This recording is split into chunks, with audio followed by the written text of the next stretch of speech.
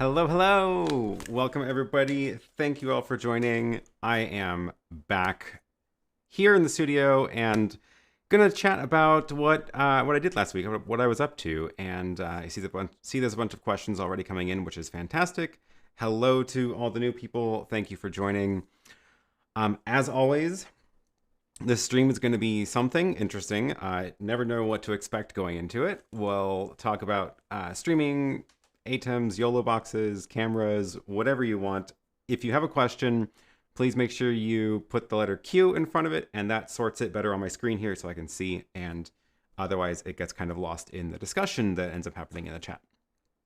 So I see there's a couple of questions already coming in, but let's just go ahead and say hi to everybody who is joining. And I see there's a couple people from Finland here, which is wonderful. It was very, very cold last week. I will just say that.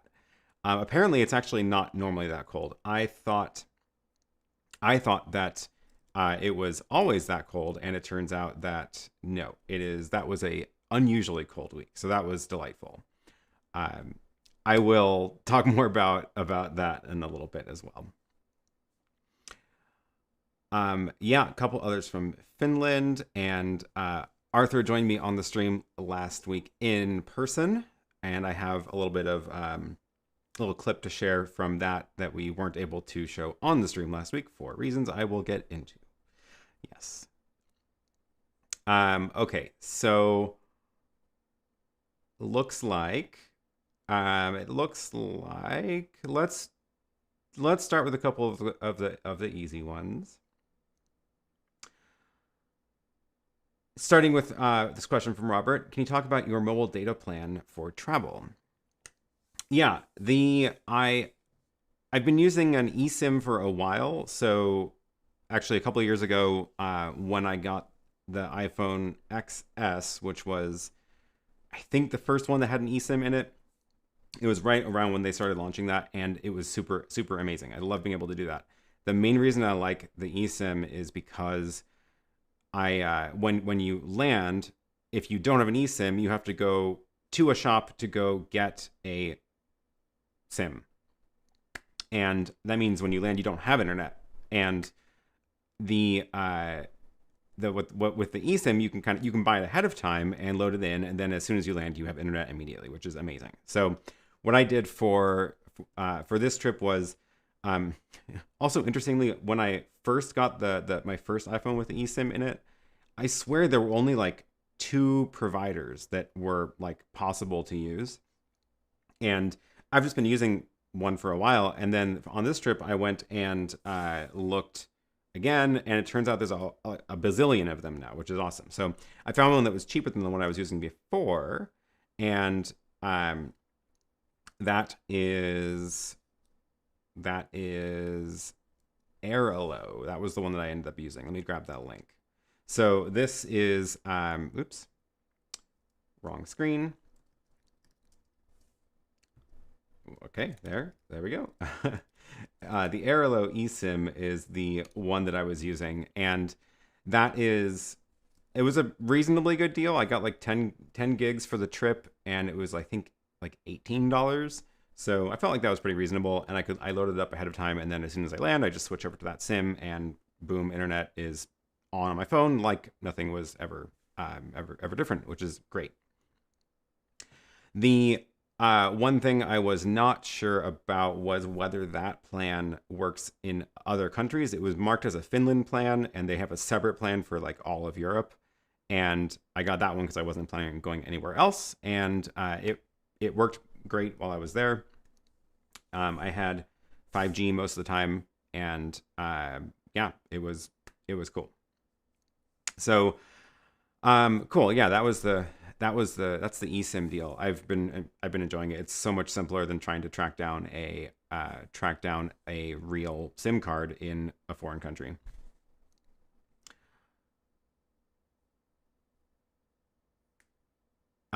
Chris says no map. But no, there was a map. Don't know what's going on with that. And Cool. Okay, let's take a look at this one. This one's fun. Is there a way to connect a DJI Osmo Pocket 2 directly to OBS in a Mac without third-party monthly subscriptions? So, sort of. I was looking at this. I was looking at this earlier. So what I've talked about before is not using OBS, but connecting a DJI Pocket 2 or the Action 2 or any other RTMP camera into my streaming setup here. So not into OBS. And that what I've done with that for that is using the Magewell Pro Convert. So that is this little one, Magewell Pro Convert. And where is the screen button?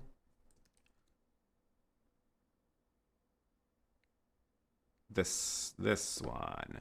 So, oops. There we go. The Magewell Pro Convert, it's I have the SDI model because most of my gear here is SDI, but they have a HDMI one as well. And this can be set up as an RTMP server, which is very cool. And basically what that means is that you can push an RTMP feed directly to that without having any other thing in between. There's a lot of other capture cards, or I don't know what they call them when it's these little converter boxes that say they support RTMP, but what they really do is they can pull RTMP from a server.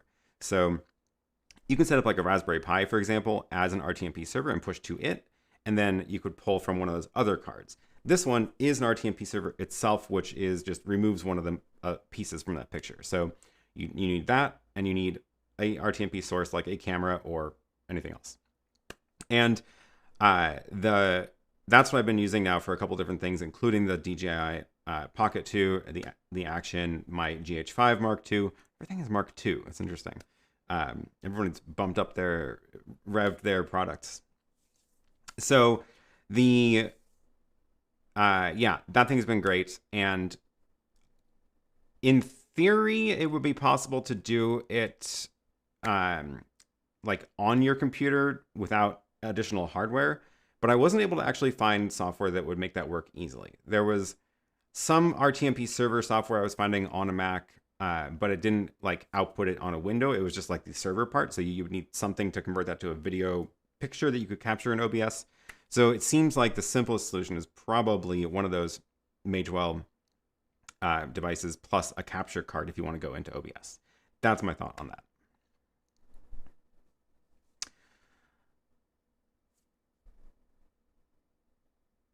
Okay, here's a question. Connecting computers to ATEM, how to do it. I have an ATEM Extreme and we have an ATEM Mini Pro. Both of them have blinking black frames when connecting any computers.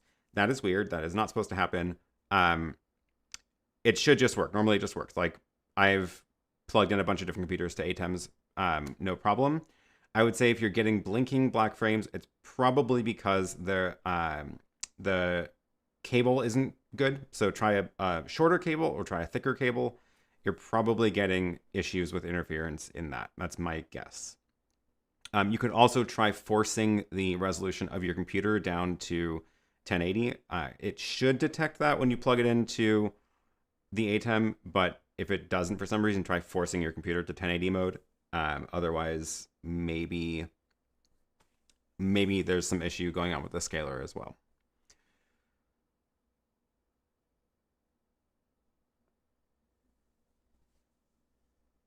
Oh, Chris says,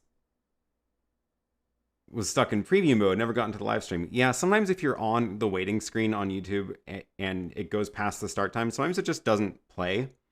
And I don't know why. YouTube is wonderful.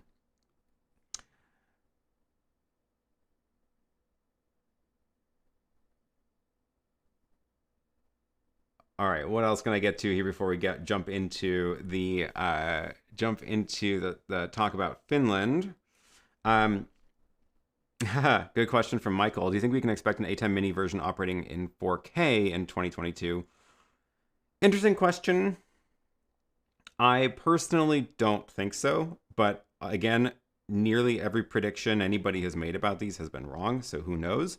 I do think that they are more likely to refresh the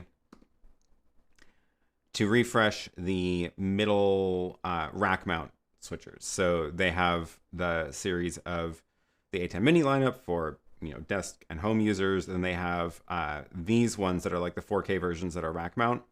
I have a feeling these are going to get updated before we see any new ATEM Mini models, but who knows? Those, I'm sure that whatever replaces these will be 4K, of course, because these are all 4K. But those are missing all the features like scalers everywhere and the super source. It has they do have super source, but it's missing a bunch of the. Actually, this one may not. I think this one doesn't have super source. Missing scalers, missing the RTMP encoder, missing the good audio router and all that stuff. There's just a ton of stuff in the ATEM Mini that they have not put into that's new since these ones came out a long time ago. That's my guess, but who knows? Who knows?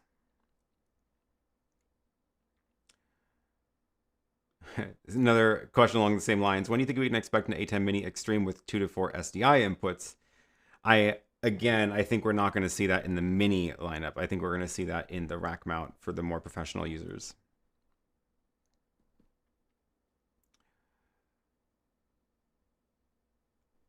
Okay, that one's a duplicate.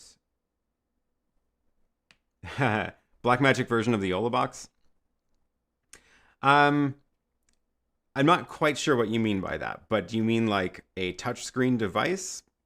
I doubt it. I don't think Blackmagic does things in that style. Like most of their stuff is more modular than the sort of all-in-one style that you get with the Yola box. But who knows? Who knows? Chris agrees we'll see 2 ME with the ISO. Oh yeah, the ISO recording, of course. Yeah, that's another big missing feature. Okay. Oh, do you have any videos that show how to set up and schedule an ATEM Mini Pro for YouTube streaming? I don't. That's a good idea. That's a good idea. I think I've like walked through it once or twice on a stream, but I have no idea what stream that would have been in. Hopefully it's timestamped. We can find out if it's timestamped by looking at my videos. Let's see how.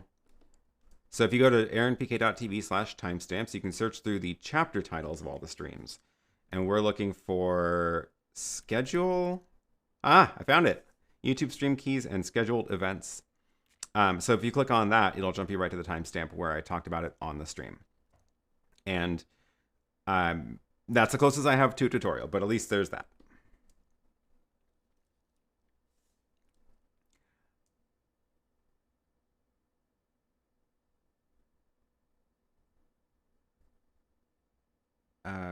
Okay. Ooh.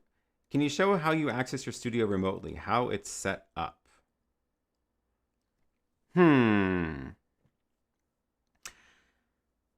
What's the quick version of this? The quick version is I have a Raspberry Pi in the studio that runs a VPN server. And the VPN server that I use is WireGuard. And I have done a blog post about setting this up. Didn't do a video yet. It would have been in, I'm looking for the blog post. I think it's this blog post. Close enough. Yeah. So this is more complicated than you need it to be.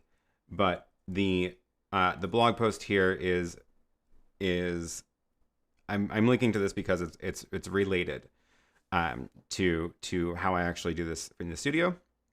But this is setting up streaming from like an ATEM Mini into your studio, which is not exactly what we're talking about. But what this does do is talk about setting up WireGuard on a server in your studio, and that's how you get the VPN set up. This is not exactly how I have my studio set up, but this will give you things to search for that will put you down the right path, hopefully. Basically, there's a VPN server at my studio, and that means that when I'm somewhere remote, I can either take one of those travel routers and have the travel router dial in to my studio. That way, anything on that travel router is already on the VPN, and those devices don't need to know about it. So you can connect like an iPad to the Wi-Fi from the travel router, and then all of a sudden, all your local devices are accessible. You can do the same with a camera and push to local IP addresses. I can connect my computer to that Wi-Fi, and then I can use the ATEM software control and everything seamlessly, just like I'm at home.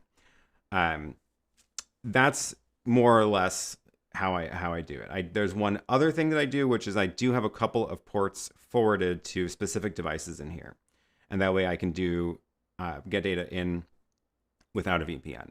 So I have a port forwarded to the RTMP server, for example, the Magewell device in here. So I can stream just to my public IP address with that specific port and a stream key.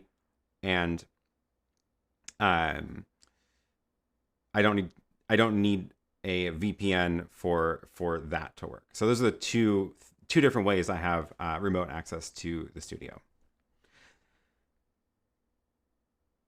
I could probably do a more detailed video about that at some point. It is really interesting.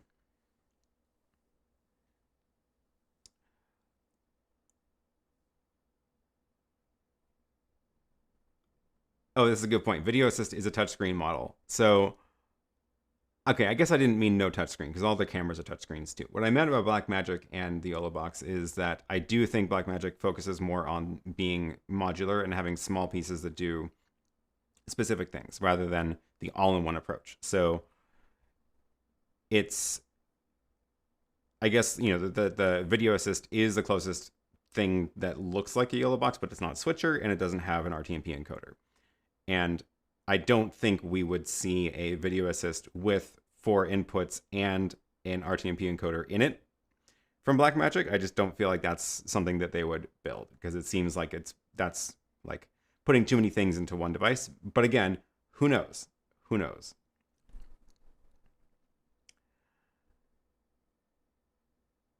When the Mini Extreme was announced, Grant said that the gigabit Ethernet port will be used. Do we have any information about what's in the making? Yeah, that's a good one. We haven't seen any updates about that. They've been just quietly working on stuff behind the scenes at this point. Not sure what their plans are for that. I do know that you can, I guess one thing you can do with it right now is there is an FTP server in the ATEM Mini Extreme. So if you have a hard drive plugged in, you can connect to it from an FTP client, either like an FTP app, or even just Finder or Windows. The Windows, oh my God, Explorer. Do they still call it that? I don't remember what it's called anymore. Those can just talk directly to it and mount the ATEM as a drive, and then you can pull files off of it. And since it's gigabit, it'll actually be reasonably fast. And that's a pretty cool way to, like, you can do a test recording. You can record onto a drive and then quickly go and just look at the file from the ATEM. In fact, why don't we try that right now? That could be fun. I think I have a drive plugged in. Yeah, it's saying I've got 4 hours of recording. So, okay, what I'm gonna do is I'm just gonna hit record on here. So let's go to this so you can see what I'm doing. I'm just gonna hit record on the ATEM Extreme, and you can see the record light is on. You can see that on my screen it's recording up here, and we'll let this run for a couple of seconds and then hit stop. And now I'm going to go show you my computer screen. Let's go and do, let's go to that. And then we can just go to go and then connect to server. And then it looks like I've already actually got it filled in. So it's FTP : and then you can just do like admin or anything. The username doesn't matter, and there is no password. And then type in the IP address of your ATEM. And that should be, is that my IP address? I think it is. We'll click connect. No password. And this is my ATEM Mini Extreme. So here's the drive. And what did I just record? Is it live stream? That is, yeah. And we've got the main program, and you can just do quick look and open it up. That's what we just recorded. And then because it was the ISO recording, we've got all of the ISO files as well. So I've got the main camera here, and I've got the desktop and the other cameras and all that stuff.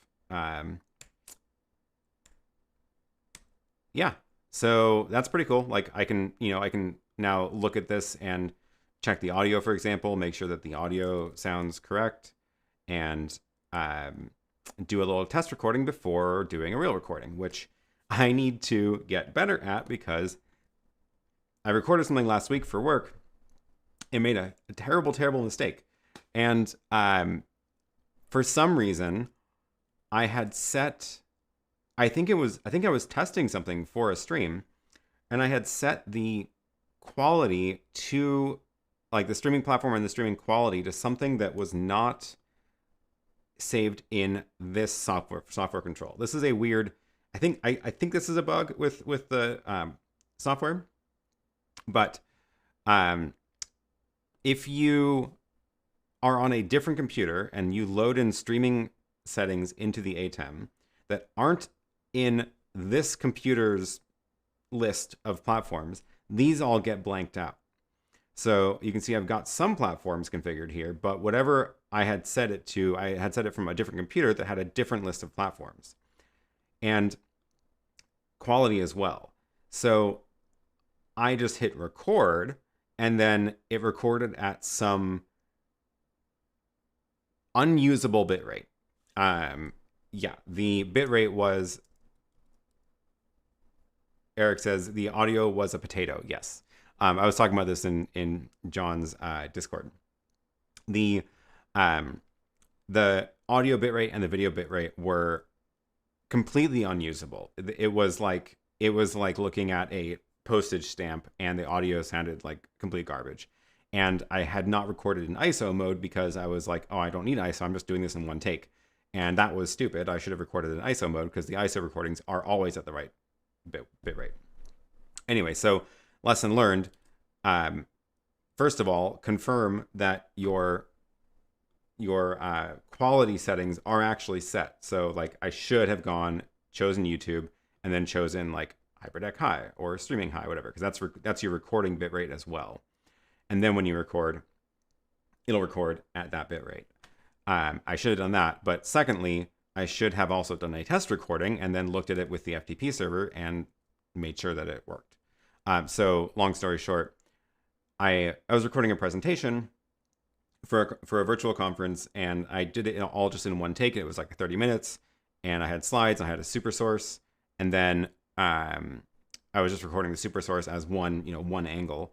And then I went home to go edit the video the next day. It wasn't usable, and I had to come back and re-record it. So that was not fun. Yeah, so Chris says that's why when I use a PC to set streaming information for the ATEM, and the Mac essentially wiped it out when it's connected. Exactly. The custom streaming platforms are stored on your computer. In addition to like baking it into the ATEM, they're stored configurations on a computer. And the problem is that if it won't pull it back from the ATEM. It should. I feel like it should, but that's not how it works right now. It looks like I'm not the only one. That's good. But yeah, no good.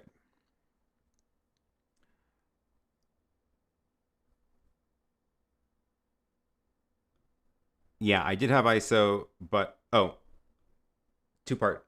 I had that same bug just a few days ago, configured on my PC at home, connected to laptop on location. Yeah, I did have ISO, but the main program of recording was still low. But when I restarted the stream with the correct bit rate, the video went better. Exactly. Yeah, so at least if you're doing the ISO recordings, the ISOs will be fine because those are always set at the same rate.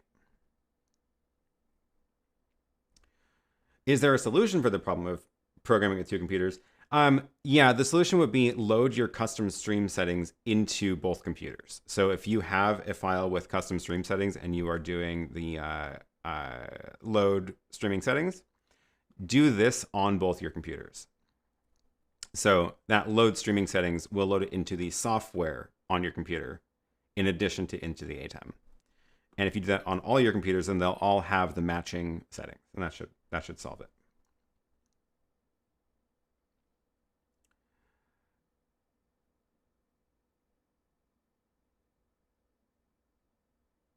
Okay, looking for more questions before we move on.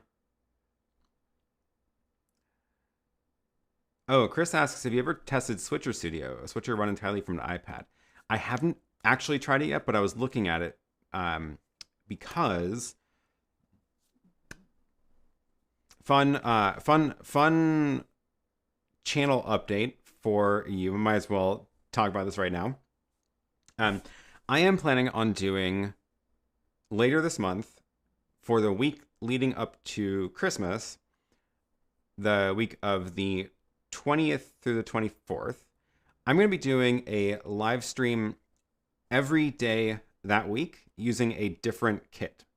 So I've picked out 6 different streaming kits that are roughly in the price range of the YOLO box and the ATEM Mini. And I've got most of them here. A couple more are on their way. And I'm going to actually do a full walkthrough video of each of the kits and do a test stream with each of them, and one every day. So it'll be kind of like the recent one I did about the YOLO box, where we walked through with all the new features, and then did a test stream with it, and it'll be like that, but for all of the different pieces of gear. That is going to be, let's see, I'm going to do one on the ATEM Mini Pro, because we want to be able to compare that. YOLO Box Pro, of course. And then the Mevo Start 3-pack, which is probably the most, the one that fits the category the least, but I think it's still useful to compare.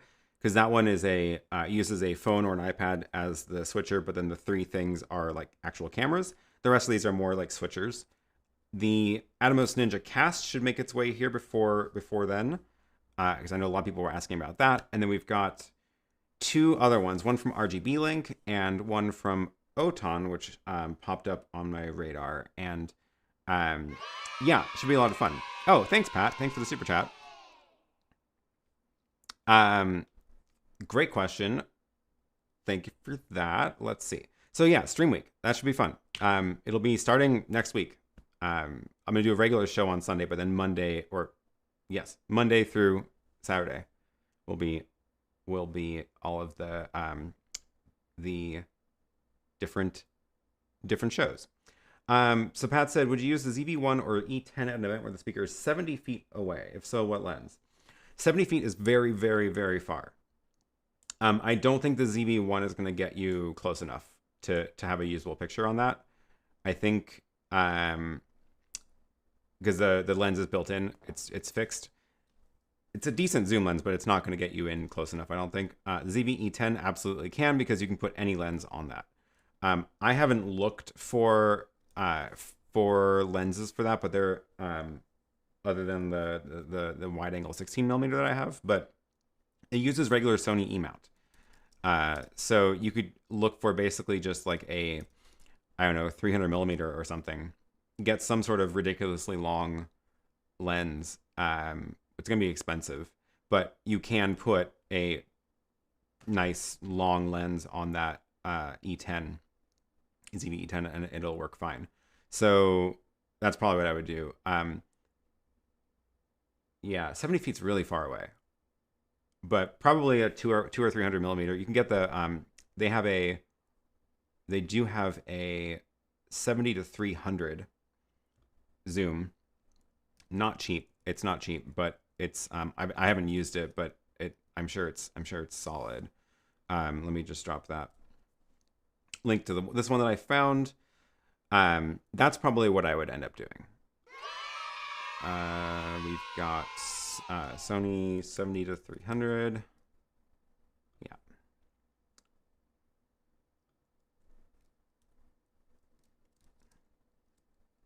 Oh, Keith, thank you for the super chat.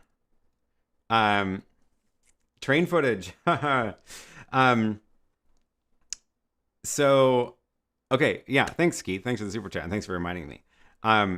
Let's talk about the trip a little bit. So, yeah, trip to Finland. That was fun. That was the first like actual vacation I took in 2 years, over 2 years. Yeah, so that was fun. Took the train from Helsinki to Rovaniemi, and it was like a 12-hour overnight train, which is super fun. And the only problem was that it was dark all night. Oh, thank you, Christian. Thanks for the super chat. Yeah, the train was overnight, which meant it was dark the whole time. Also, Finland in the winter, it was dark almost all day. We had daylight in Helsinki was like 10:30 a.m. to 9:30 a.m. to like 2 p.m. And in Rovaniemi, which is significantly farther north, it was like 10:30 a.m. to 1:30 p.m. And that was the sunrise to sunset. So it was just dark the whole time. And not good for filming out of the window, unfortunately. But we do have some footage. I do have a lot of clips of various parts of the trip to share as well, but I'm gonna edit those into some sort of little clip that I can share on here later. But don't have anything right now. But the reason we went up to Rovaniemi so far north was to see the Northern Lights, and thankfully it worked out amazing. It was like fantastic weather. We had a really good tour guide and got a whole bunch of spots and saw so many lights. It was incredible. The only downside was that it was extremely, extremely, extremely cold. Cannot emphasize how cold it was. I brought a drone to try to shoot some video from the air of the cabins we were staying at and the lake and everything. And I learned 2 problems with trying to film with the drone. 3 problems. So 1, that temperature, when we got there, it was negative 23 degrees Celsius, which is, I'm from Portland. We don't get cold weather here. It gets down to freezing. It gets down to freezing like one week during the winter, and it does not get cold here. So I always assumed that anything below freezing is just cold. It's just the same. It's all just cold. It's too cold. Nobody should live in that temperature. No, it turns out that the 0 degrees Celsius freezing is super balmy weather compared to negative 23. That was an experience. So like, I wear glasses.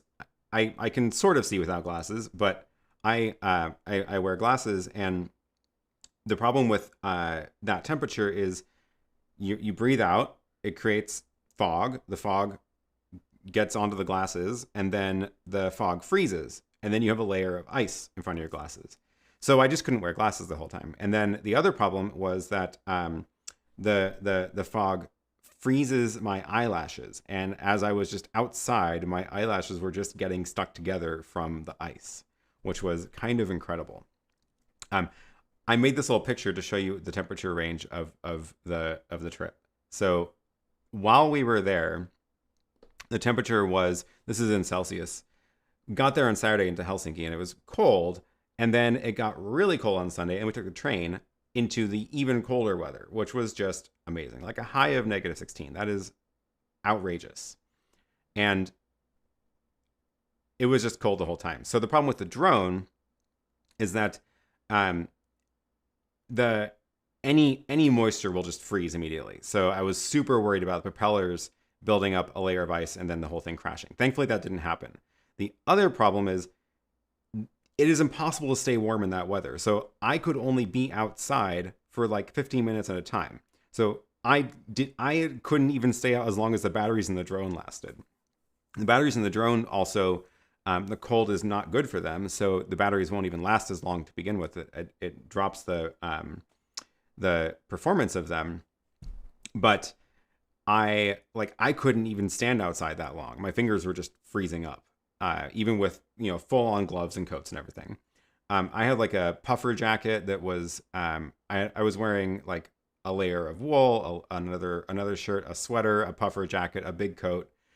And like, it was not enough to overcome that. It was just too cold. And then by the time we got back to Helsinki on Thursday and Friday, and it was like down to only, you know, -4, -2, then all of my clothes were fine, and it was fantastic, and I was very comfortable.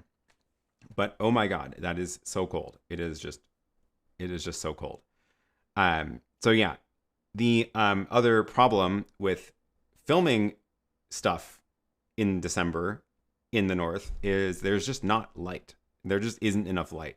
Like I said, in Rovaniemi, it was only 3 hours of daylight, and 3 hours of daylight means the sun is up for 3 hours, which means basically it looked like sunrise and sunset the whole time because it barely ever poked above the horizon. So not a lot of light to film stuff in, and that was a bit of a bummer. So didn't get that much footage, unfortunately, but I did not crash the drone, and I consider that a success for my first time flying.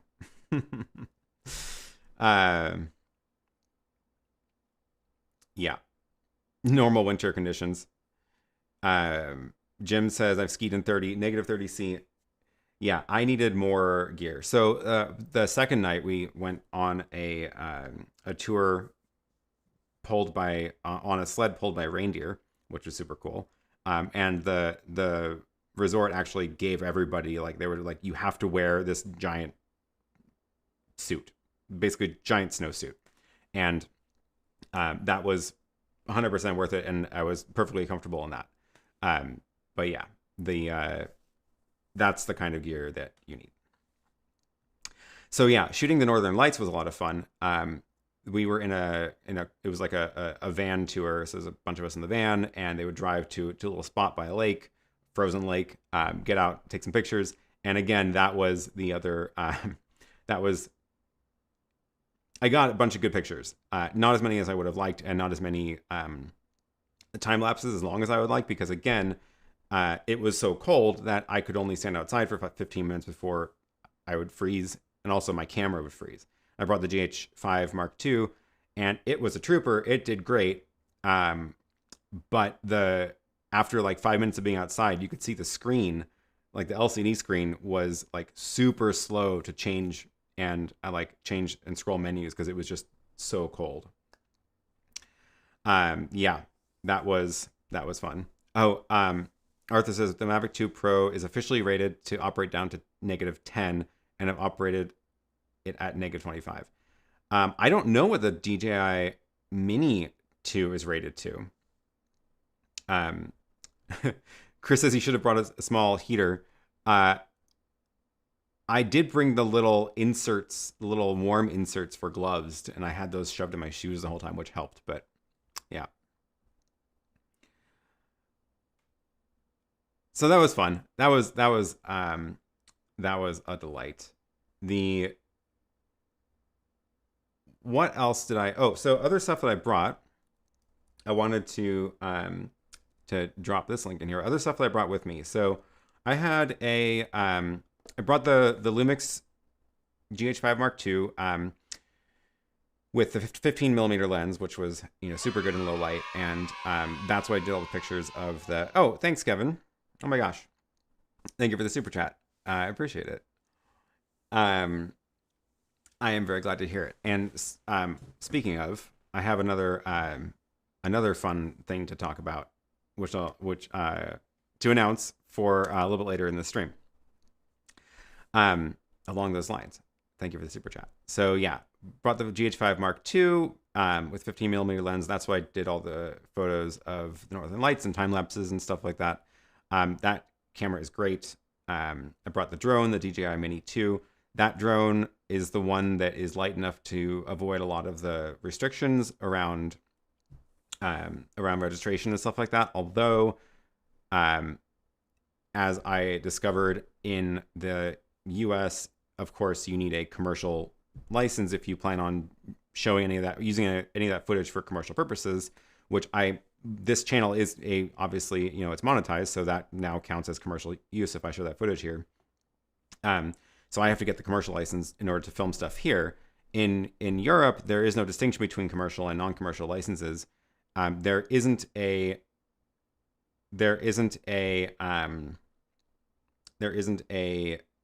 special, what is it? Yeah, so there's no distinction between commercial and non-commercial in Europe, but the 249 gram limit does not apply if there is a camera on it. So as soon as you have a camera on the drone, then you have to register it again. So I actually did have to go take a test, like do the quick little test before the trip in order to be able to use that. And thankfully I was able to do that on the layover on the way there and get the permit thing immediately, which was nice. And then the DJI Action 2, this is the little tiny little camera. This thing is amazing. I love it so much. It's so nice to be able to just shove it in your pocket and then take it out. And if you hold down the button, it'll just immediately start recording. So you just hold down the power button for like 2 seconds, or not even 2 seconds, like 1 second, and it just starts recording, and then you can put it away. It's super quick. It's got it comes apart, so it's 2 pieces. If you want the front screen, you can attach it, or you can use it without the front screen. This tripod was a very last minute purchase that I made right before the trip. I have a ton of tripods, but and some of them are small, but they all end up being like this big around. And I wanted something that didn't take up that much space in the bag. So this thing is like this big around, just over a pound, and it collapses down to like 12 inches. So it's super tiny. It doesn't get that tall. It does get up to like 28 inches, and then there is like a little extender thing, so you can get it up to like, I want to say like 4 feet probably. It's not super stable with the little extension thing, because all the pieces are very thin. But it was good enough for shooting the Northern Lights. It was very, very light, and I had it in my backpack the whole time. That was great. The iPhone 13, that was I've got that relatively recently. Again, the eSIM thing is fantastic, but the other cool thing about the iPhone 13 is the super wide angle lens is really, really fun. Really fun to have that much of a wide angle lens for photos. And also it has this magic low light mode where it can do like long exposures, but handheld, and then it uses magic to make the picture not blurry. It's kind of incredible. And I was able to actually get a picture of the Northern Lights with my iPhone, which I didn't think was possible. But it ended up looking pretty incredible just on the iPhone. Where is my... Yeah. That is an iPhone photo, believe it or not. Like, that is just straight out of the phone. Just handheld, long exposure, and kind of amazing. So yeah, the iPhone was wonderful to bring on that trip. And then let's see what else we got here. We've got the Airalo eSIM. So I got the 10 gig data, which was super fun. And brought the Nanlite Pavo Tube, the short ones. Those I used for the brief live stream we did. And they're nice and light too. And then these make a nice little base for it. So there's a tripod screw in the bottom, and you can attach that. And then this is exactly the same radius as the Nanlite. I don't know why, but it's great because you can just leave it attached and put that whole piece in the bag if you want. And then you can stand those lights up. This little SD card reader, love it. It's it doesn't actually, you can get it into the MacBook without having to pull out the charging cord. Some of them are too wide, so this one is nice because it slips right in. Also works on the iPad Mini, which I brought. Magewell Pro Convert, I didn't bring it with me. That was at home, which was supposed to receive the stream. Talk about that, what went wrong. And I brought this travel router with me as well. And this, again, had a VPN client on it that would dial into my studio, so I had access to all the local stuff here. And then I got the hand warmers because, yeah, those were necessary. So that's a little overview of all the stuff I brought with me. But now I want to talk about what went wrong with that trip. Oh yeah, wait, let's take a look at the comments here. Liquid crystal display. The name says why the screen is the first one to slow down. Yes, the liquid crystals were freezing. I probably should have put the hand warmers in with the drone. Actually, the drone batteries I was keeping in my coat pocket. But I didn't even need to replace the drone battery when I was flying it because I couldn't stand outside that long.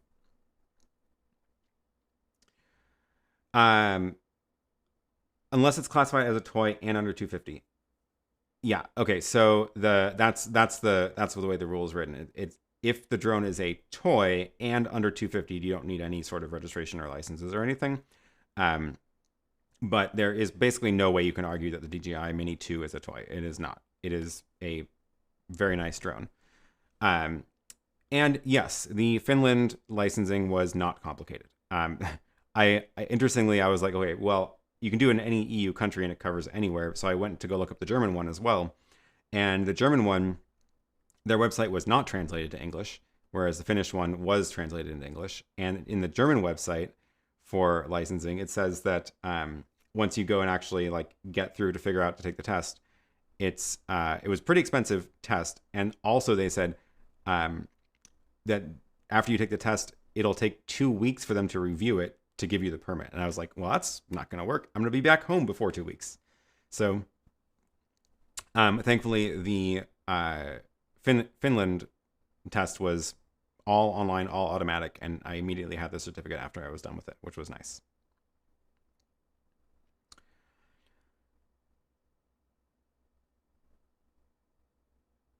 Yeah.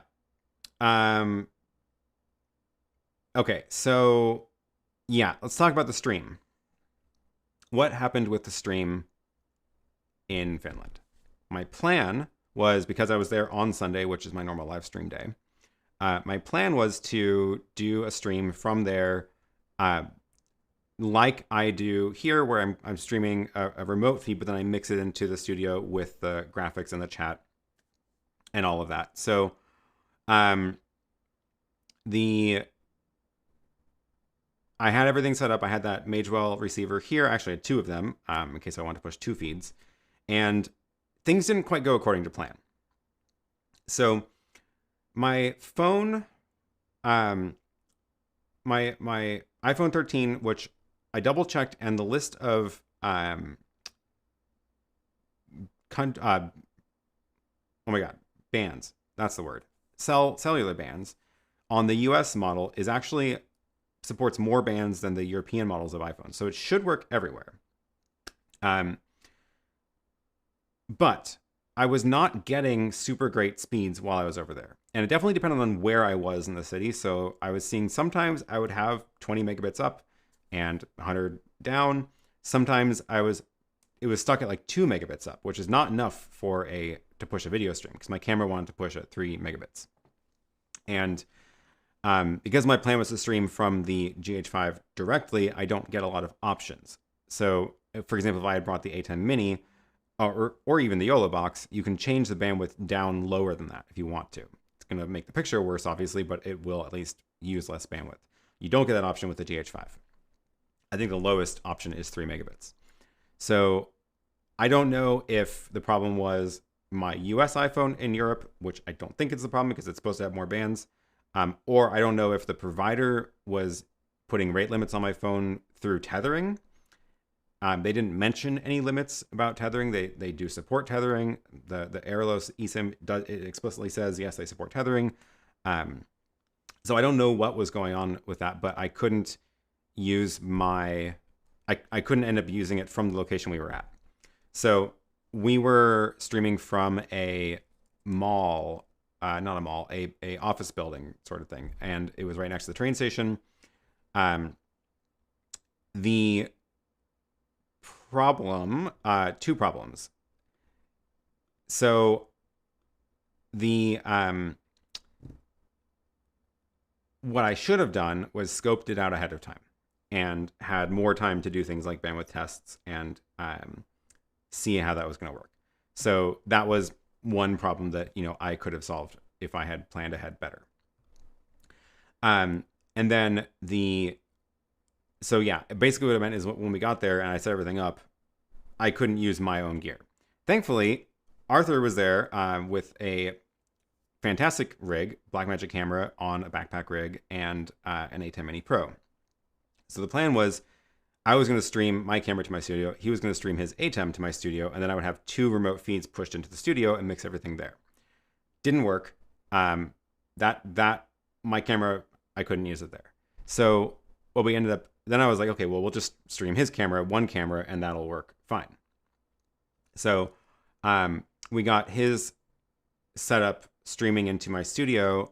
It was, I could see myself on the multi-view, like I could see, the remote feed on my multi-view in the studio here. So, I was looking at, basically, I was looking at this screen on my laptop, and I could see the remote feed coming in, and I was about ready to start, and I was pressing the button on my virtual companion emulator. So, I had this loaded up on my computer, so I could push all these buttons, and one of the buttons is Web Presenter on air, like start the stream. And I was pushing it, and the stream was not starting. The Web Presenter wouldn't start. And the other one is if you load up the Web Presenter setup software, you can also control it from here. So I can't push the button because it'll show you the stream key, but basically if you push that button, it opens up a little dialog to configure the stream key and also with the on-air button. And I had my laptop there. My laptop was dialed in over the VPN, and I could see this screen, and I could use the ATEM software control. That was working fine. I could switch cameras with the ATEM. But when I pressed this, nothing happened. And the little dialog didn't pop up. And this is another example of like pressure just makes you not think straight. And we were already 10 minutes before the stream is supposed to start. We also only had a short amount of time because the building closed at 8 p.m. and we needed to do 2 streams. So I only had a half hour. We were already running late. And I pushed that button to go try to start the Web Presenter, and it didn't work. And I was assuming that it was something wrong with my bandwidth, because my bandwidth I knew was too low to get the camera feed. And I was like, okay, maybe it's just messing with the VPN and stuff. So that is, it turns out, not what happened, because later, the next day, I was thinking back, and I was like, okay, what went wrong? Like, what could I have done to fix that? And I completely forgot that I have been having trouble with my Web Presenter a lot. And essentially what happens is that if it's on for several days at a time, it just locks up. And not completely locks up, unfortunately. Only part of it locks up. So like this morning, for example, I got here, and so I have the monitor of the Web Presenter up here. This is showing me, the on air. It's kind of small, you can't really see it, but you can see the on air. It's got the little audio waveforms and the picture and the bitrate and all that. The actual Web Presenter is down here, and it also says on air. This morning when I got here, I was like, okay, I'm going to see if this works. Like, is this thing even running? So I pushed the on air button on this. That said on air. That didn't. Those should match. There's no reason why those should not match, right? So something was wrong. And then I pushed off, and it wouldn't stop streaming, and I had to just reboot it. So I've had these problems before with it. And I had already anticipated this as a problem, and I had put the Web Presenter on a remote power switch that I can control. So I have a button in my home automation software that I can just click to reboot the Web Presenter, and I completely forgot that existed when I was there. And I would have been able to start the stream if I just rebooted the Web Presenter and pushed the on-air button.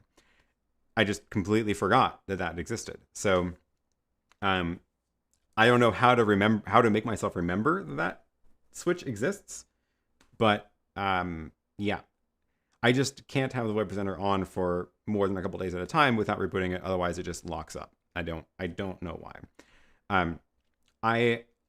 I tried to tell Blackmagic this at one point. They couldn't recreate the problem. I think I need to just go have another conversation with them again, because it is now pretty consistent. It is pretty consistent that that is the problem, is that after a while of it being on, then it will just crash. And unfortunately, it's not a, if it was like a full-on crash, it would be better because it would be obvious that it wasn't working. The problem is that like when it is in that state, like sometimes the waveform will still be appearing, sometimes the bitrate will still work, and then it just won't go on air, or other way around, like those won't be showing anything, and then it'll still say it's it won't be able to go on air. Chris says, I'm sure you won't forget the next time. Probably true. A backup plan written on paper, a pre-show checklist would help, and I should have done that for that show, but I usually do it for this live stream. In fact, I didn't do it today, and I am just now realizing I forgot one of the things on the checklist, which is turn on the little colored lights in the background. So you don't get colored lights in the background today.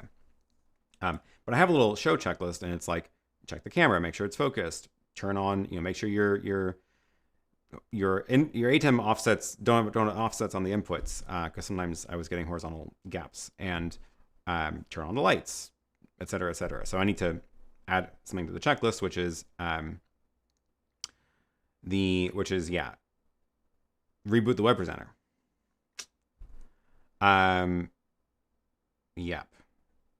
Time for a companion task to reboot it daily. The problem with automated tasks is that it might do it in the middle of a stream because of time zones. So probably not going to automate that, but definitely need to make it part of my checklist because, yeah, it's been pretty consistent now.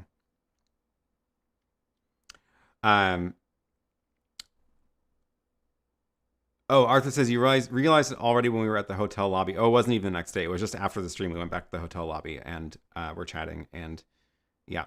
So, okay, what saved the stream? Well, what we ended up doing was Arthur, who had the Blackmagic camera and the ATEM Mini Pro, we ended up just streaming directly from his ATEM Mini Pro to my YouTube channel. And that's why the stream started out, just jumped right in with like the picture and we're live, which I don't like to start streams that way. I like to have the countdown timer and start the stream when I know it's live. So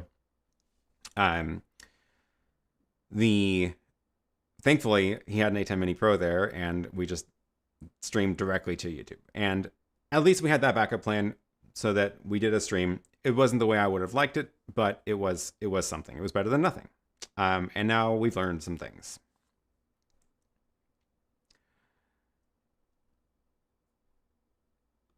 Yep. Have you tried turning it on and off again? It is so true. Seeing some notes about getting other SIM cards in Finland. Unlimited use data SIMs for $20. That's super cool. Good bandwidth. So the reason that I probably should have done that. The reason I didn't was because I like to have data as soon as I land and not have to like hunt down a kiosk or figure out what's a good deal or not. I think next time I do this, I will try to do a little bit more research ahead of time. It completely varies by country whether or not there are good deals for SIMs, like prepaid SIMs at kiosks that don't require you to have an address in the country to buy it. So yeah, totally depends on the country. I love that plant behind you that never dies when you don't water that for days. Yeah, that is a fake plant, thankfully, because I would not be able to keep a real plant alive. Cascading failures. Yep. Oh, here's a question about the drone. In Sweden, you need to send the video to, I don't know how to say that, to get it approved to show on YouTube. So you don't show any military stuff. What? You have to send the video in to get approved? That's bizarre. I did not see anything like that in all the docs I was reading about Finland. There are very specific rules about areas you can't fly in that are around the military bases. But I didn't see anything about like having to get footage reviewed before you publish it. That's super strict. It's good to know about Sweden. I guess I will not plan on flying a drone in Sweden. That sounds like a super hassle.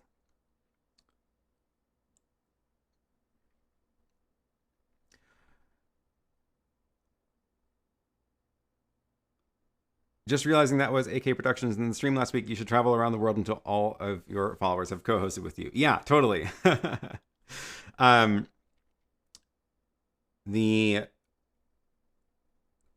Oh, it's if you show the horizon. Okay, interesting.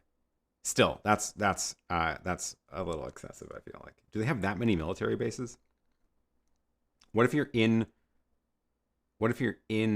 another country but you can see the Swedish horizon? Unlimited 4G prepaid are at least 70 euros a month in Germany. Mobile is ridiculously expensive here. Yeah, every country is different. Finland is cheap when it comes to mobile data. Oh, this is a good idea. I made a troubleshooting checklist only for troubleshooting. That is a good idea.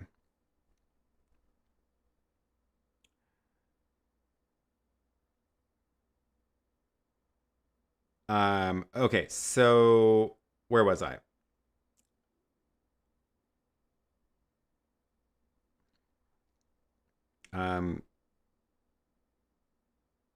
Oh yeah, I wanted to actually show you the rig. So I linked to it from the other video, but oh, now I forgot to load it up on a hyperdeck. I can play it full screen on YouTube, right? This should work. I want to send the audio out of the mixer, and then let's see if this works. Yeah, okay, cool. I'm just gonna play this back on YouTube, full screen, and so this is the clip that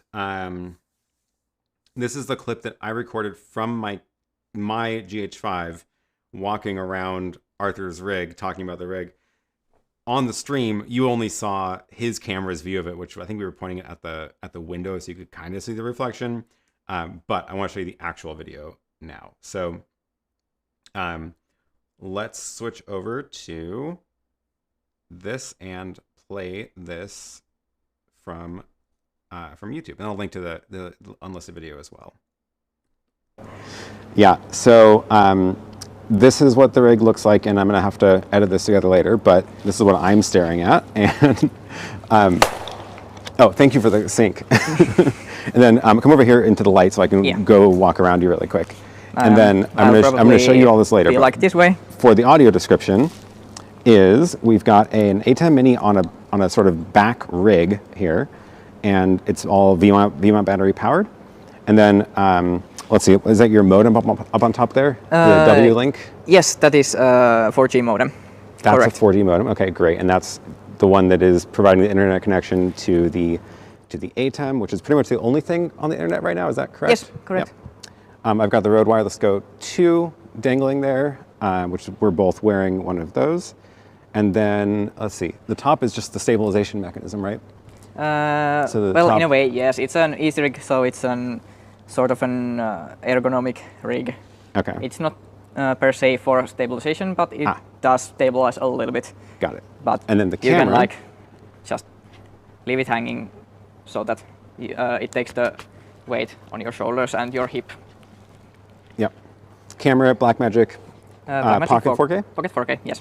Pocket 4K, 2 batteries, NPF 9 batteries? 97, yes. And they are adapted with a V-Lock battery and then D-tap out to camera. Usually I use the V-Lock 190 watt-hour battery here, but as it is better for the ATEM and this only has one D-tap output, I'm using it for the camera at the moment. I have planned to do the similar rig with a Steadicam, but this was the first time I did this mobile rig, so it is done now once, and next time maybe with the Steadicam. Great. Okay, cool. Yeah, so I think that's about it. Let me make sure we're still streaming. So yeah, that was a very cool rig, and thanks to Arthur for saving the stream because we would not have had a show otherwise last week. Yeah. All right. Speaking of, So someone asked,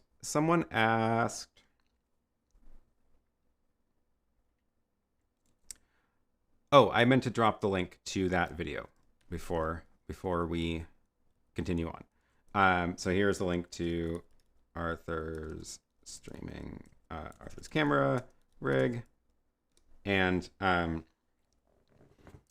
will be in the show notes now. So yeah, speaking of meeting up with everybody who joins the stream, who knows when that's going to happen again, because I don't have a ton of travel planned immediately, but if I am traveling, I would, love to meet up.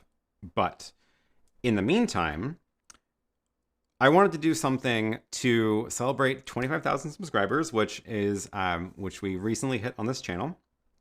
And I want to do something to thank everybody for that. So my thought was, I want to feature all of you in a video. So I'm going to make a video with clips from everybody here.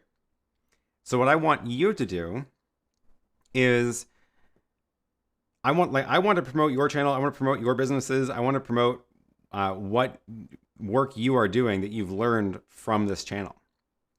So I want you to record a short video introducing yourself and talk about something you've learned from this channel, something you've learned from me. So for me, it might be something like, I'm Aaron Parecki. On my YouTube channel, I answer questions and post reviews about live streaming gear and tutorials about the ATEM Mini and the YOLO box and things like that. And one thing I've learned from Aaron's channel is that things will inevitably go wrong at some point. So it's always a good idea to have a backup plan.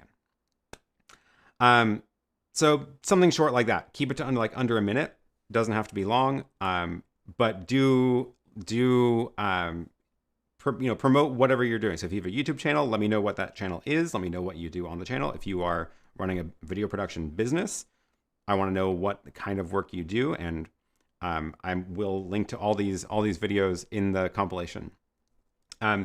This is the form for submitting your video to this. So I'm going to drop this in the chat.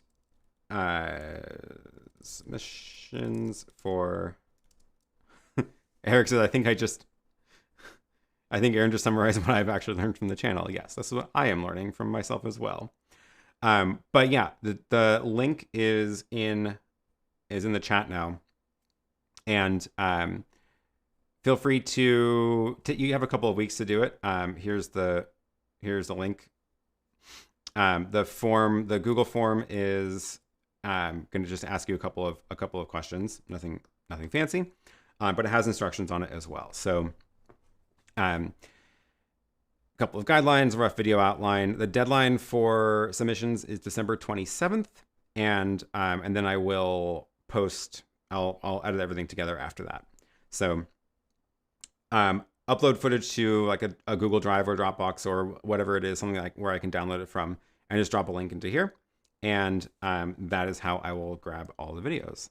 So yeah, hopefully this will be fun. Let me know if you're planning on filming something. It doesn't have to be long. It doesn't have to be fancy. But I just want to hear what you've learned. I was just about to say, always have a backup. Exactly.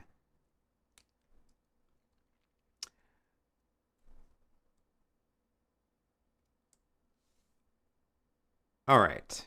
What other questions can I get to? Cool. Oh, Bailey says, sounds super cool. Definitely be part of it. Awesome. Thanks. And also Eddie. Wonderful. Yeah, if you have a studio, film it in your studio. Otherwise, just film it on a job or something or wherever. It doesn't matter. It doesn't matter where it is.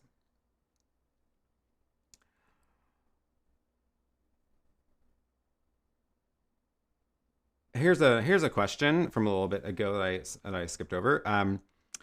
Any idea how I can stream to 2 different destinations with different audio? One stream with dubbing and one original audio without using 2 encoders. Ooh. I think you need two encoders. I don't think there's a way around it. I think you are gonna need two encoders in order to split the audio. You'll need at the very least, yeah, you'll need at least one encoder that has a way to get that separate audio feed in. It doesn't have to be another ATEM, but that's probably the easiest option. But you could get one of those little like $200 encoders. Some of them have analog inputs in. That might be the best option. But honestly, the ATEM is probably easiest. Oh, good point on the video format. I will add a note to the form about that. Yeah, I need to edit this form. This is going to be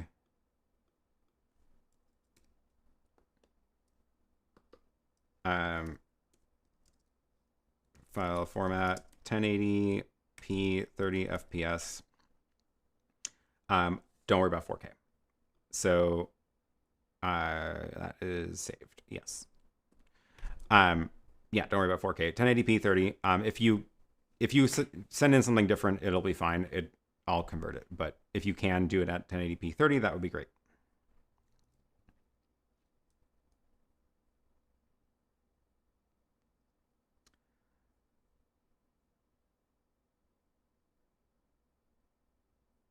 Awesome. Okay. Oh, Eddie asks, what do you prefer, streaming on-site or stream to RTMP to studio, and why? So the reason that I was trying to get the stream when I was in Finland, the reason I was trying to get the stream into my studio to stream from here was because of the other stuff I have here. So like the chat messages are rigged up where I can show it on the screen, and when I click on a chat message, it also logs it so that I get the timestamp list. So like if you go to aaronpk.tv/questions, you get this form where you can search through all of the questions. So it links to every video, and then like I can click on, video from 2 weeks ago, and here's timestamps and all the questions that I showed on the screen. And then you can jump right to that timestamp to see that discussion. So, and if you want, you can also search through it. So you can be like, when have people asked about the YOLO box? Right? And now I've got links to all the different questions that mention YOLO box, which is pretty cool. This is the one from today, and it's filling this out in real time because it's just doing this right now. So here's everything that we've talked about today so far. And then this is the one from Helsinki, and I didn't show these on the screen, but what I was doing was when I was reading the questions, I was clicking them like it would have showed them. I just didn't have the ability to actually overlay it. So that's the reason I wanted to use my normal setup instead of streaming directly from there, because then I can, it's all tied into this. So I get the countdown timer, the map, the music, the questions. It's all part of this, this system now. And that means that when I'm somewhere else, the easiest way to take advantage of that system is to push the feed into my studio and then mix the show from here.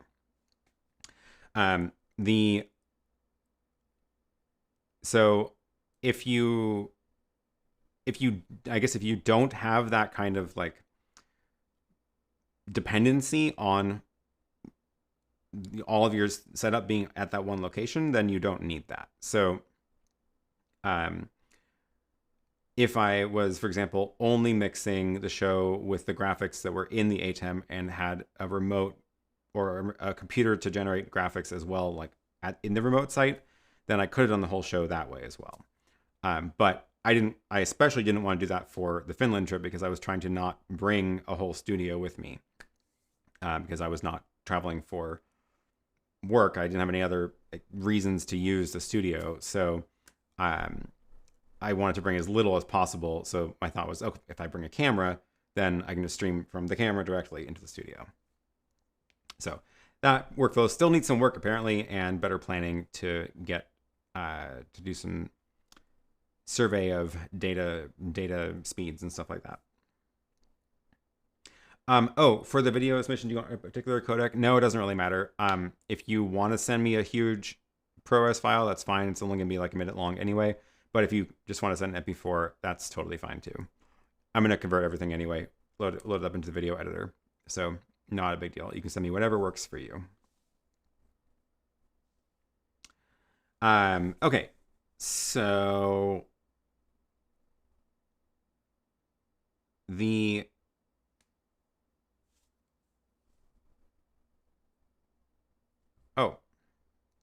some questions about Roland stuff. Ooh.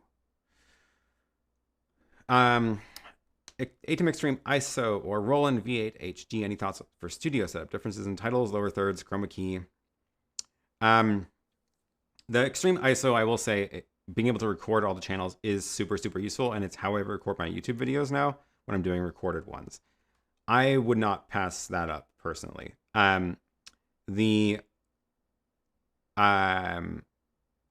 It's been a while since I've used Roland stuff, so I'm not totally sure about all the capabilities of them.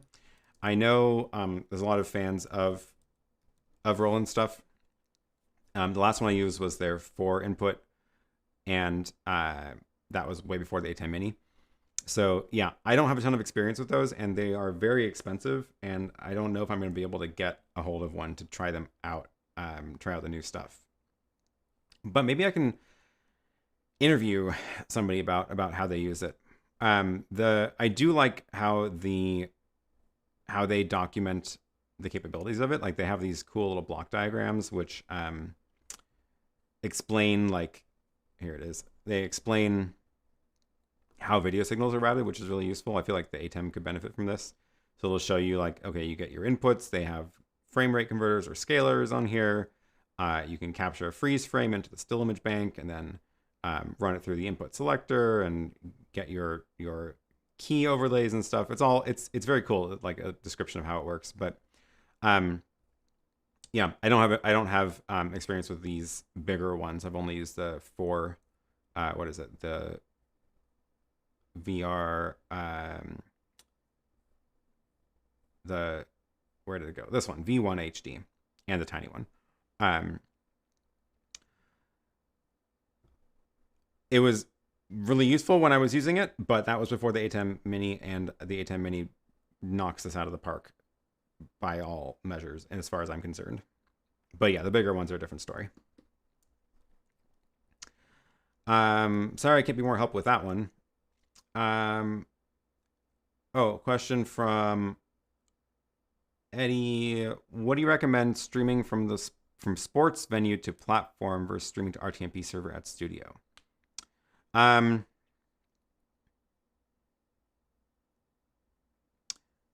did I? Oh, I did talk about this already. Yeah. Or I guess I talked about how I use it.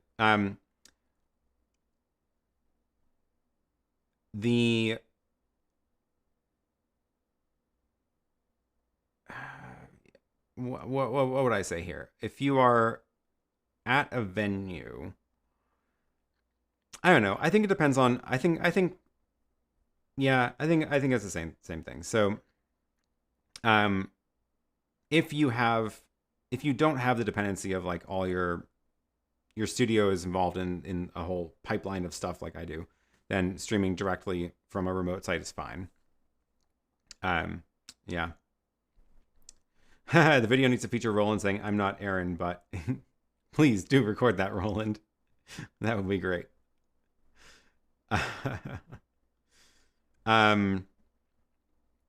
Oh yeah, the Roland Video Instant Replayer does look super cool. That seems like a very solid option.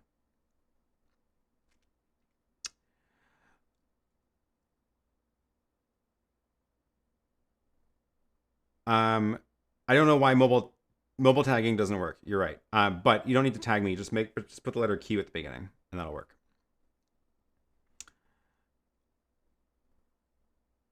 Okay, one last thing I want to show you, which I have at the other spot. So I'm going to move over to the table.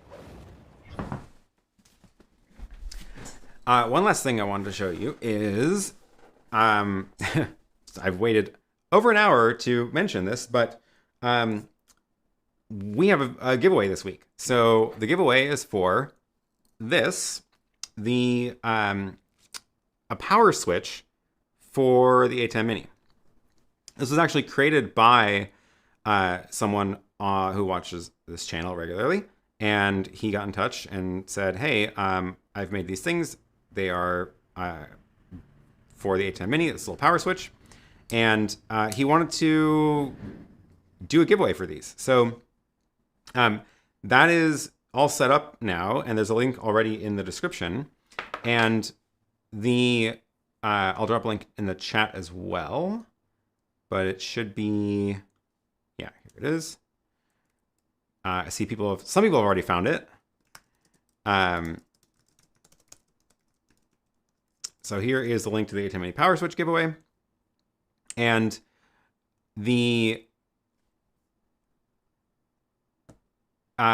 oops, that's my admin view of it.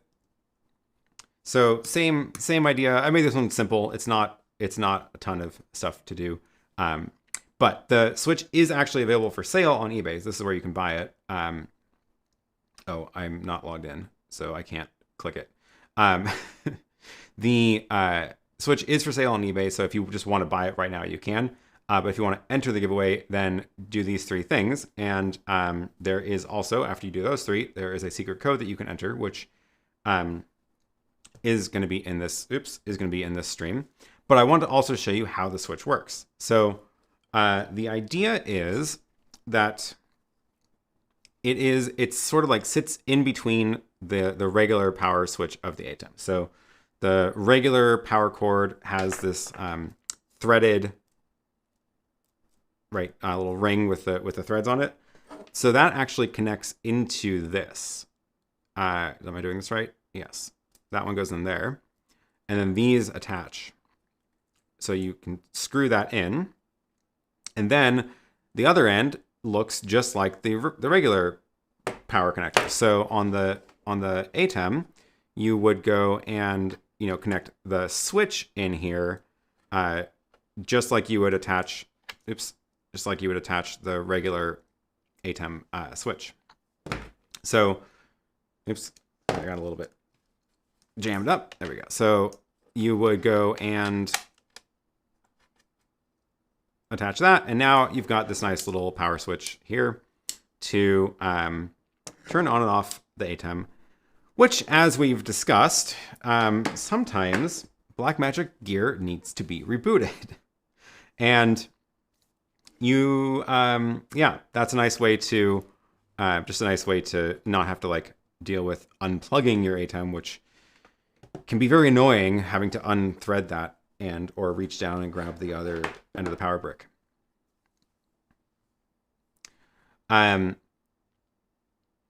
Randy says, I have one of the switches and they work great. Well, good to know. And yes, that is a giveaway. So, oh, is that power switch the one for the older Mini or the Extreme? So the switch, the differences in the power supplies between the different ATEM Mini models are in differences in the transformer. So the transformer for the original ATEM Mini is this one, which is the can you even see that? The letters are so small. Now where's the, I don't even see the watts on here. Oh, it's super tiny. There it is, 1.5 amps on this one. The bigger ones are bigger transformers, and they provide more watts, but this end is the same on all of them. So the power switch, this little power switch will work for any of them because it just has to pass it through. So yeah, this will work with all of the models. Yeah, Eric says sometimes Blackmagic gear needs to be turned off when it's streaming and won't stop streaming. Yeah, when I was testing what happens when you yank the internet out of an ATEM, it really wants to flush the cache, so it won't stop until it's done flushing the cache, and if it can't flush the cache, it can get stuck. Yeah. Oh, Chris is here and says it works for all and is rated above what the Extreme puts out. Perfect. Yeah, that is great. So as long as they don't release an Extreme that requires even more watts, this will work with everything. And yeah, thanks to Chris for the giveaway, because he's just sending these out himself to the winners. We have 4 of them to give away. So lots of chances to win. And that is, yeah, super, super cool.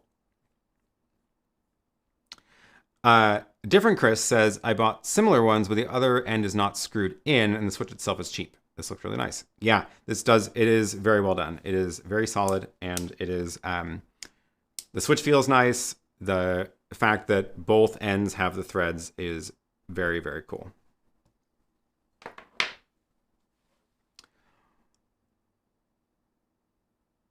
I use a smart switch with my ATEM Mini Pro, but this would be so much easier. Yep.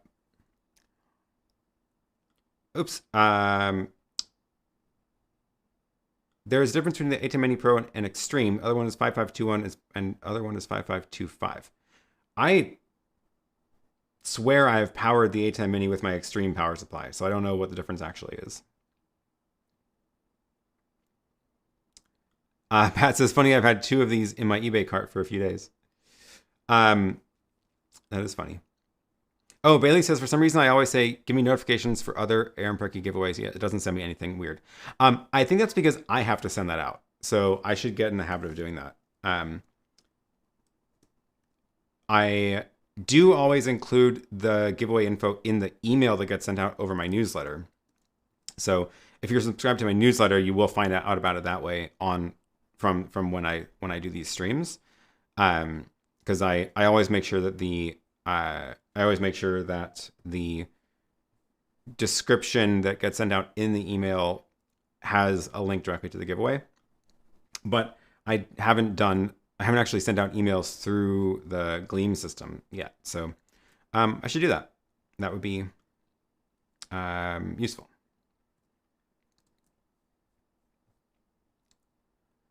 Eric says, thanks, Chris. This device is absolutely necessary. Thanks for the engineering, design, and production. Yes, definitely. Cool.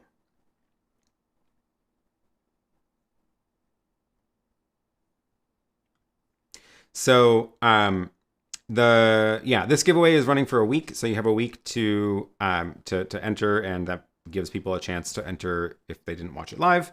And I will draw the winners during the stream on Sunday next week. That stream is going to be a normal stream on Sunday, and then Monday will kick off the week, special stream week of streaming from different devices all week. And yes, Bailey, if you are not here, you will still win.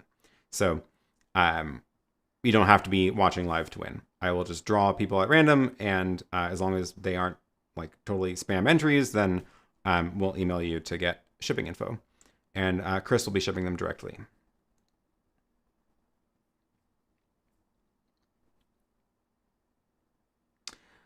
Cool. Okay. That was what I wanted to share over here. I think that's about it. So Philip says, are we getting a merch drop in honor of your 25K subscribers? I would love to. I don't know if I'm going to be able to pull that off. We'll see. We'll see. I have at least one idea for something, but I feel like I don't even have like a logo. I don't know. Don't know what to put on a shirt or water bottle or something. What merch do you want? Let me know. Maybe we can crowdsource this.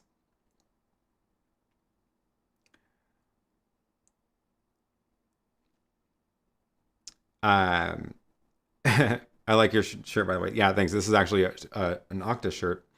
It's one of the older ones, but I like wearing this through airport security. It always gets a laugh. Okay. Sparkly jackets. Sparkly jackets for everybody. That would be really funny. That would be really funny. I have a feeling not very many of them would sell. You should put funny quotes on them. I don't have any funny quotes. I would if I had any funny quotes. If you want to write some funny quotes for me, we'll see what we can do. Leave your funny quote ideas down in the comments or in the chat right now. But we'll see what we can do. Okay. I think that was everything on my list for today. I think we're going to keep this to 90 minutes for once and not go 2.5 hours, which is great. Great news. This is going to be a short stream. I could, yeah, okay. I guess there's some, some, I don't have any funny quotes. Well, okay. Anyway. Oh, Eric says, here's my quote. It was a potato. Yep.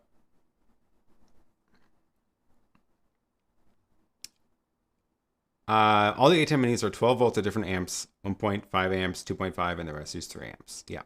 That, and I'm pretty sure they all use the exact same DC barrel connector.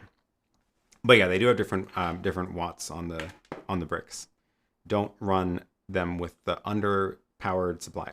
Otherwise it will be unhappy. All right. We're gonna wrap this up. That was this was, I think this was good. Keeping it 90 minutes today, keeping it to some reasonable amount of time. Next week we'll announce the winners of the 4 switches and kick off stream week. The plan again is to stream with a different piece of streaming gear every day.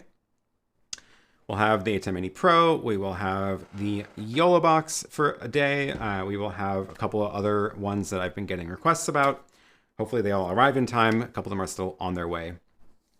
And then yeah, every day it'll be a new show. I'll do like an overview of the kit, and then we'll actually run a stream. I'm gonna do the same thing I did with the YOLO box a couple weeks ago, where I'm gonna stream from that device into my switcher here, so that you can see. So it'll show up like in the multi-view. That way I can cut to it and cut to it live, show actually using it, feed all my cameras and stuff. So yeah, it'll be fun. It should be a lot of fun. I am looking forward to it. That's stream week. That'll be December 20th through 24th. That gives me 5 different things to try. Yeah. And if you do have ideas for other things to test out, let me know as well, because I can try to get some other pieces of gear in here for doing this again later. Yeah. All right.